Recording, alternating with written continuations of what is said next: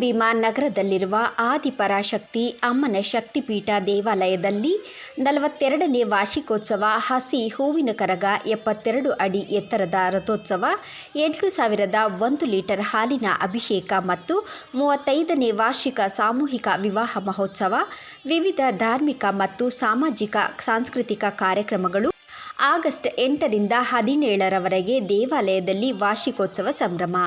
ವಿಶೇಷವಾದ ವಾದ್ಯ ಕಲಾಮೇಳ, ವೈಭವೀತವಾದ ಮೆರವಣಿಗೆ, ದೇವಾಲಯದಲ್ಲಿ ದೀಪಾಲಂಕಾರ, ಭಕ್ತಾದಿಗಳಿಗೆ ಅನ್ನದಾನ ಕಾರ್ಯಕ್ರಮ, ಭಕ್ತರ ಕಷ್ಟ ಕಾರ್ಪಣ್ಯಗಳನ್ನು ಈಡೇರಿಸುವ ಅಮ್ಮನ ಶಕ್ತಿಪೀಠದಲ್ಲಿ ಸಂಭ್ರಮಾಚರಣೆ.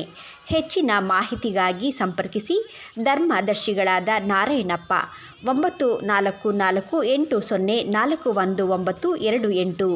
ಭಕ್ತರು ಹೆಚ್ಚಿನ ಸಂಖ್ಯೆಯಲ್ಲಿ ಆಗಮಿಸಿ ದೇವರ ಕೃಪೆಗೆ ಪಾತ್ರರಾಗಬೇಕಾಗಿ ವಿನಂತಿ. ಆದಿಪರಾಶಕ್ತಿ ದೇವಸ್ಥಾನದಲ್ಲಿ ಪ್ರತಿ ವರ್ಷದಂತೆ ಈ ವರ್ಷವೂ 42ನೇ ವರ್ಷದ ವಾರ್ಷಿಕೋತ್ಸವ ತುಂಬ ವಿಶೇಷವಾಗಿ ವಿಜೃಂಭಣೆಯಾಗಿ ನಡೆಸೋಕ್ಕೆ ಏರ್ಪಾಡು ಮಾಡಿದೆ. 42 ಅನ್ನೋದು ಏನು ವಿಶೇಷ ಅಂತೇಳಿ 42 ವರ್ಷ ಒಂದು ದೇವಸ್ಥಾನ ಕುಂಭಾಭಿಷೇಕ ಮಾಡಿಬಿಟ್ರು ಅಂದರೆ ಸಿದ್ಧಿನಲ್ಲಿ ಕೂತ್ಕೊಳ್ಳುವಂತೆ ಅಂತ ಅಮ್ಮ ಆದಿಪರಾಶಕ್ತಿ ಹೇಳಿದೆ. ಸಿದ್ಧಿ ಅಂದರೆ 4, 2, 6 ಗಣೇಶ ಎಲ್ಲ ವಿಘ್ನ ವಿನಾಶಕ ಮಾಡುವಂಥವ್ರು ಗಣೇಶನ ನಾವು ಒಂದು ವಿಶೇಷವಾಗಿ ಈ 42 ವರ್ಷ ಆಯಿತು ಅಂದರೆ ಸಿದ್ಧಿ ಬಂದು ಕೂತ್ಕೊಂಡ್ಬಿಡುತ್ತೆ. ಬಂದು ಕೂತ್ಕೊಂತು ಅಂದರೆ ಏನು ಕಾರ್ಯ ನಾವು ನೆನೆಸ್ಕೊಂಡು ದೇವಸ್ಥಾನದ ಒಳಗಡೆ ಬರ್ತಾರೋ ಆ ಕಾರ್ಯ ಸಿದ್ಧಿ ಆಗುತ್ತೆ. ಇದು ಒಂದು ವಿಶೇಷವಾಗಿ ನೆನೆಸ್ಕೊಂಡು ಈ ಸರಿ ವಿಶೇಷವಾಗಿ ಅಮ್ಮನವರಿಗೆ ಅಲಂಕಾರ ಆಗಲಿ ಪೂಜೆಗಳಾಗಿ ನಡೀತದೆ.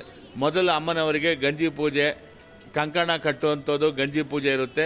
ಅದಾದ ನಂತರ ಅಮ್ಮನವರಿಗೆ ವಿಶೇಷವಾದ ಹಾಲಭಿಷೇಕ ಇದೆ. ಬೆಳಗ್ಗೆಯಿಂದ ಸಂಜೆವರೆಗೂ ಹಾಲಭಿಷೇಕ. ಭಕ್ತಾದಿಗಳು ಹಾಲಭಿಷೇಕ ಮಾಡೋದು ದೊಡ್ಡದಲ್ಲ. ಏನಂತೇಳಿದ್ರೆ ಹೆಣ್ಮಕ್ಳು ಗರ್ಭದ ಗುಡಿ ಒಳಗಡೆ ಹೋಗಿ ಅವರೇ ಅವ್ರ ಕೈಯಿಂದ ಹಾಲಭಿಷೇಕ ಮಾಡೋದು ತುಂಬ ವಿಶೇಷ. ಆಗಸ್ಟ್ 15ನೇ ತಾರೀಕು ಬೆಳಗ್ಗೆ 9 ಗಂಟೆಯಿಂದ ಸಂಜೆ 7 ಗಂಟೆ ತನಕ ಈ ಹಾಲಭಿಷೇಕ ಇದೆ.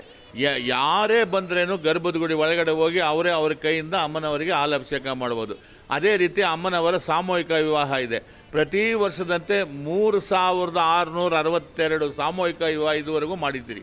ಈ 3,662 ಮದುವೆನೂ ತಾಲಿ, ಸೀರೆ, ಪಂಚೆ, ಟೌಲು, ಸರ್ಟು, ಜಾಕೆಟು, ಕಾಲು ಉಂಗುರ, ಒಂದು ತಪ್ಪಲೆ, ಒಂದು ಚೊಂಬು, 2 ಗ್ಲಾಸು, 2 ತಟ್ಟೆ, ಒಂದು ಚಾಪೆ, 2 ತಲೆಮುಟ್ಟೆ, ಒಂದು ಕಾಮಾಕ್ಷ, ಒಂದು ದೀಪ ಇಷ್ಟು ಕೊಟ್ಟು ಮದುವೆಗೆ ಎಷ್ಟು 1000 ಜನ ಬಂದರೆ ಅವ್ರಿಗೆಲ್ಲ ಊಟದ ವ್ಯವಸ್ಥೆನೂ ಮಾಡ್ತೀರಿ.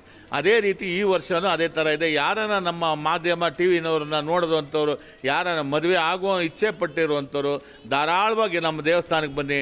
ನಾವು ಸಾಮೂಹಿಕ ವಿವಾಹದಲ್ಲಿ ನಿಮಗೂ ಒಂದು ಮದುವೆ ಮಾಡಿಸ್ಕೊಡ್ತೀರಿ. ಈ ದೇವಸ್ಥಾನದ ಹೆಸರು ಇರುತ್ತೆ. ನಿಮಗೂ ಒಂದು ದೇವಸ್ಥಾನದಲ್ಲಿ ಮಾಡ್ಕೊಂಡ್ರೆ ಮದುವೆ ಅನ್ನೋದು ಒಂದು ಹೆಸರುತ್ತೆ.